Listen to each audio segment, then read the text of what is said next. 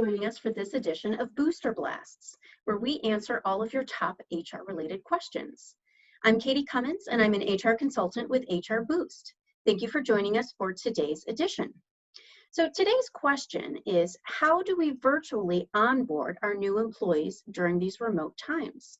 And that's a great question, particularly given the environment that many organizations are facing in remote work and trying to onboard their new talent into their organization.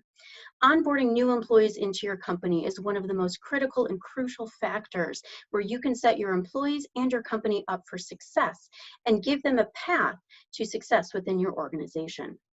So today I'm going to be sharing 3 different tips and strategies on how you can make virtual onboarding work for your organization. The first is establishing personal connections, and treat your onboarding program, even if it's virtually, the same as you would your onboarding program where you would traditionally go into the office.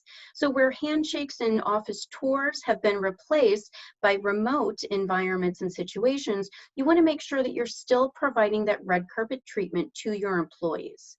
Make sure that you're providing lots of opportunities for them to meet and connect with their new colleagues and team members by having regular team meetings, introductions, even fun icebreaker games or activities for them to get to know who they'll be working with. And make sure that they feel a part of the team and a part of your culture. Having a mentor or a buddy program is another great opportunity to ensure that they have someone that they can connect with on a different level that's going to help them navigate what it's like to work at your company for the first time. Another tip is using technology to your advantage. And right now, during times of virtual onboarding, technology is going to be your friend. Look to your current HRIS system to see if there are ways that you can incorporate virtual onboarding and technology into your process. Well, it might be electronic paperwork, I-9s, compliance, training, employee handbook review and sign-off. Make sure that there are ways to streamline and automate this electronically, which is going to make your day one paperwork process much easier.